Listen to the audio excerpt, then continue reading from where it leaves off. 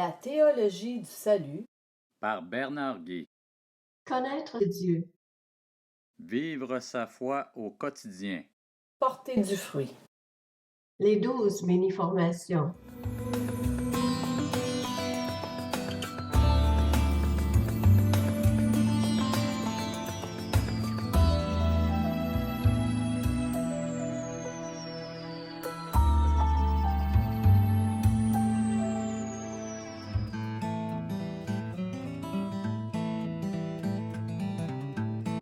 La 8e mini-formation.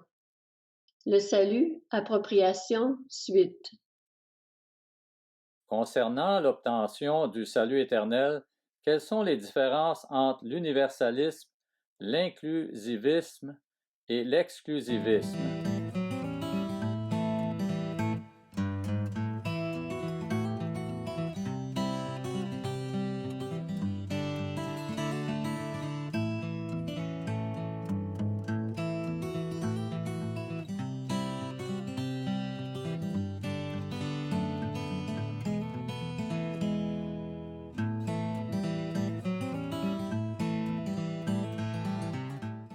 Les versets cités dans ce document proviennent de la version de Genève, sauf dans le cas d'indication contraire.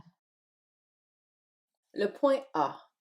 La tentation de désirer que tous soient sauvés, quelle que soit leur allégeance religieuse, en quelques mots. Affirmer que Jésus est le seul chemin qui mène à Dieu, selon ce que l'apôtre Jean enseigne dans son évangile, est un discours inacceptable pour la plupart des gens d'aujourd'hui. Ces derniers croient plutôt que chaque groupe religieux a ses propres croyances, ses propres démarches spirituelles, ses propres objectifs, mais qu'aucun n'a accès à toute la vérité. Il n'y a pas de vérité absolue, mais seulement des vérités au pluriel, ou, si vous préférez, des façons différentes de voir et de vivre sa spiritualité. Ne dites surtout pas que Jésus est la vérité et qu'il est le seul chemin menant à Dieu, car en le faisant, vous commettez un sacrilège contre les dieux modernes de la tolérance et du pluralisme.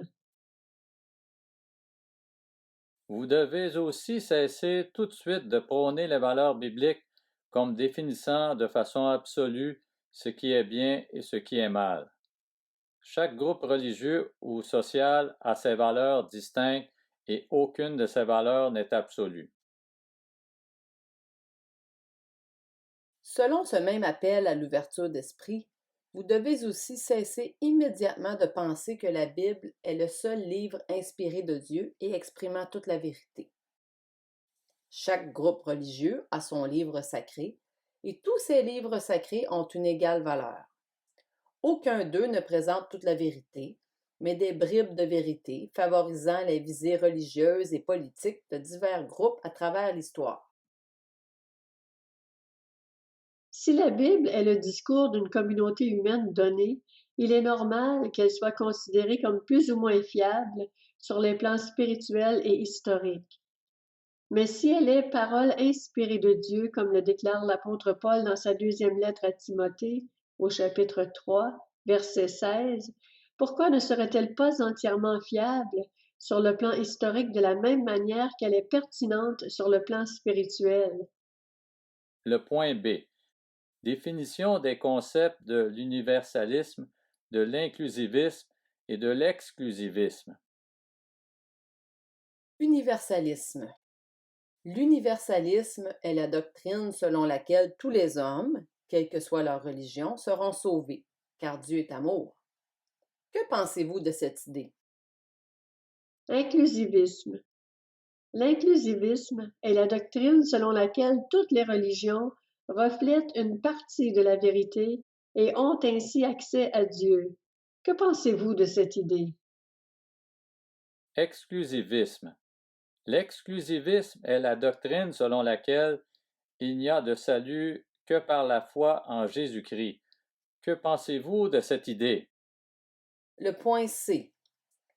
Explorez le sujet en lisant le chapitre 10 de l'ouvrage La foi d'hier pour une ère nouvelle, édité par Kevin DeYoung et publié aux éditions